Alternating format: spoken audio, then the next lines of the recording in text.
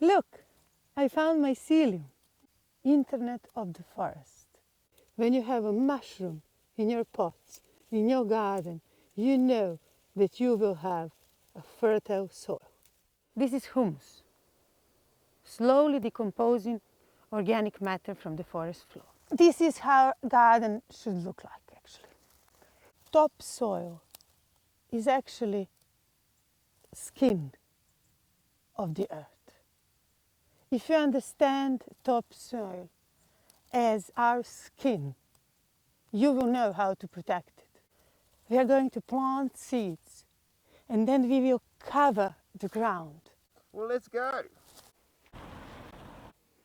So let's imagine we are in the forest, because we are microforestry. To protect the soil and to build an ecosystem means, first thing, we need to protect life that already exists there. These are rocket seeds from my garden. There are two ways to plant rockets. You don't need to prepare the ground, actually. Plant 2 seeds 15 to 20 centimeters apart. You make a space for plants to grow, they will grow bigger. That will be really spicy. If you want to have like tender rocket leaves, you can use on your pizzas or to make sandwiches for kids. We just sprinkle the seeds quite densely, like falling from the plant. And then they just cover it slightly.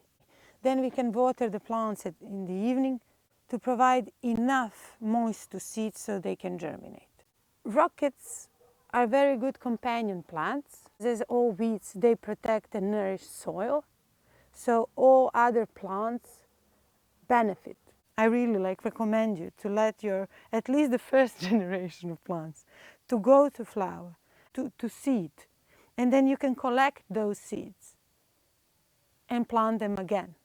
And in this way you will always have your seeds, your own rocket seeds, adapted to your garden.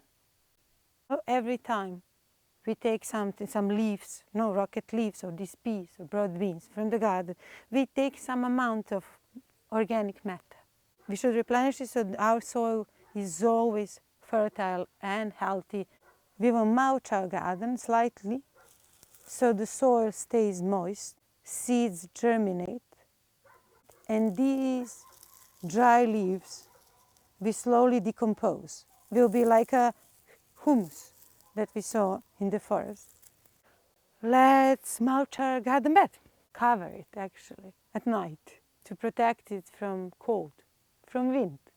Well, it's a blanket. You can use your organic waste, vegetable and fruit scraps, organic debris you can find around, cardboard, paper. Yeah, you can use a white paper. It's a wooden pulp. What I actually usually do is I use fallen dry leaves I can find around.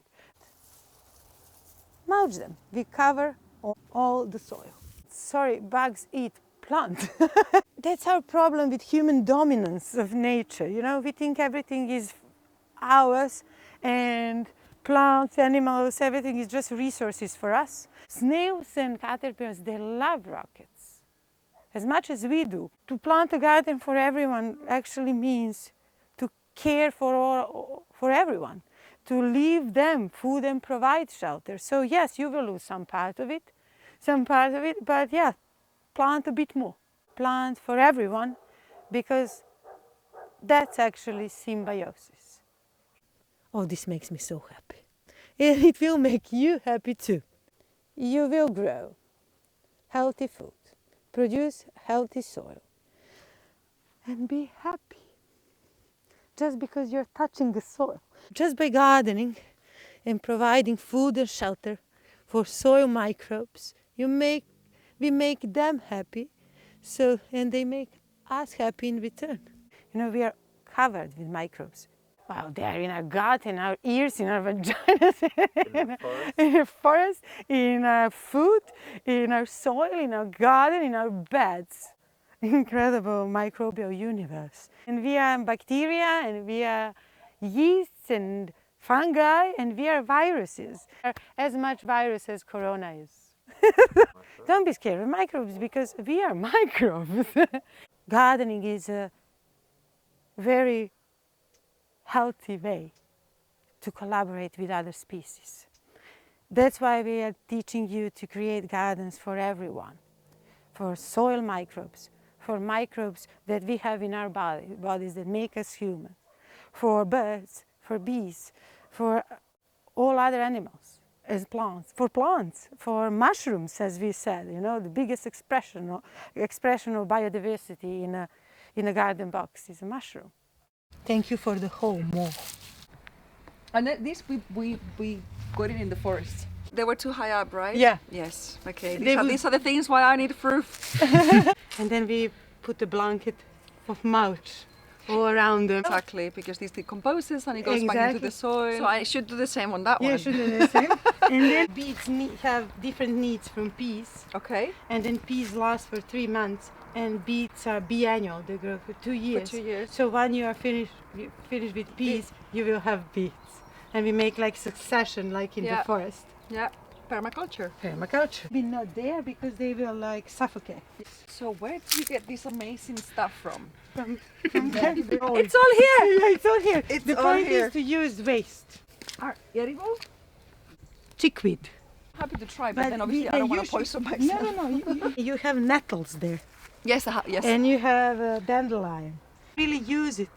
Healthy, acidic, moist forest floor. Yeah. Which is a little bit what I know that we have to share with the insects and with the ecosystem. There's a lot of slugs and plant gardens for everyone.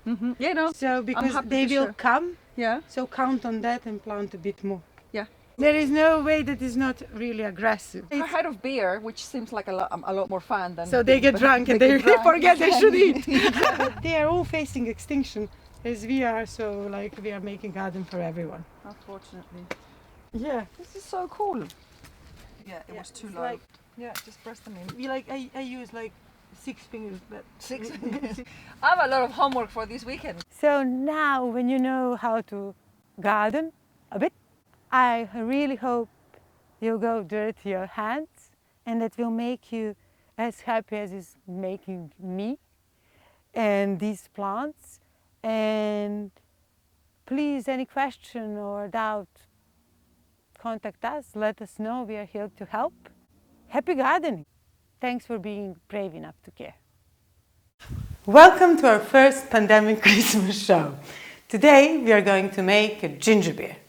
First we'll need to make a ginger bug, a ginger starter, monster, a concentrate of microbes, like microbial heaven, in a jar. What we need to do is to grate some ginger. You will need the same amount of ginger as white sugar. So you just grate it. Fast. A spoon or 2. You don't need more. Just leave the skin. It's so good. 1 spoon of ginger. 1 spoon of white sugar. So 5 days have passed. You repeated the process during these last 5 days, added equal amounts of ginger and sugar. And now it's alive and ready to make you a ginger beer. Take another jar. I have this ½ liter jar, but you can use any kinds of jars. To make a ginger beer from a ginger bag is just to put it in a bigger jar. 200, of course, ginger and 200 sugar for a liter. And place it to your jar. Equal amounts of sugar. Fill it with water. Mix until all sugar dissolves. Now ginger beer is alive. It's actually a ginger lava lamp.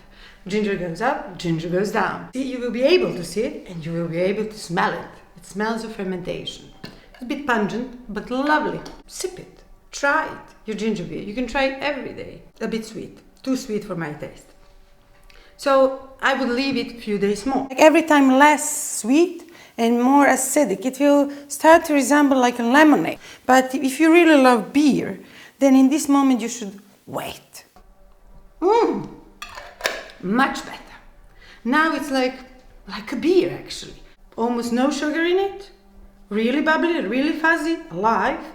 And it doesn't contain alcohol, for good or bad. Now, strain our ginger beer to some lovely bottle we have. I drink it with ice, herbs from my garden, any fruit that is in season. Maybe I should teach you how to make a cocktail. Cocktail out of ginger beer. It's my favorite one. I call it catatonic, surprise, surprise.